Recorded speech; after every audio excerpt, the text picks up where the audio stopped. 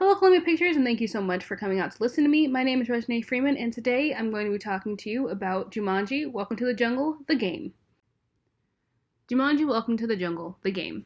So the game developer I'd like to work with this project would be Square Enix. I choose Square Enix because of their past with adventure games and games that feature a main character with support characters along the way.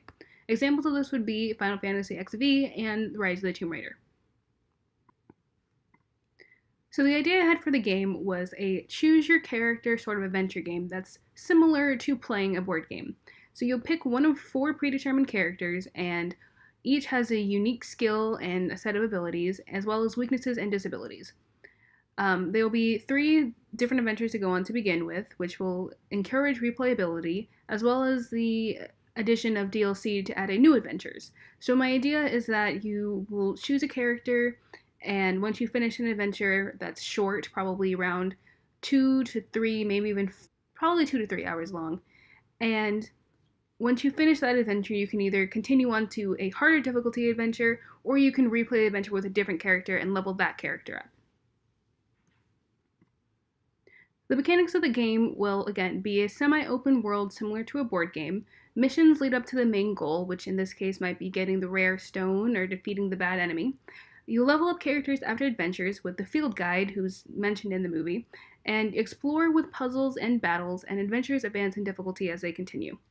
So it makes a character have to hone their skills and level up their own characters or try out different sets of skills with other characters in order to beat the harder difficulty levels.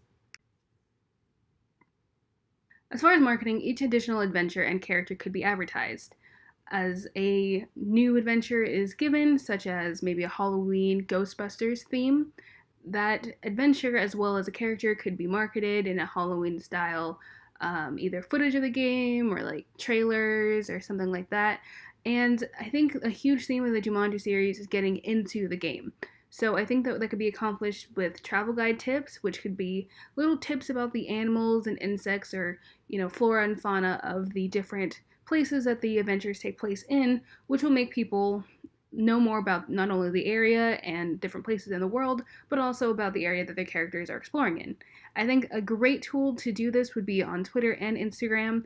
On Twitter, you could post like the actual guide tips, and on Instagram, you could post pictures of the areas in which the adventures take place. And we could even maybe make a travel guide that will go with each adventure, which will give players strategy tips as well as hints and tricks in order to accomplish the level in the best way possible.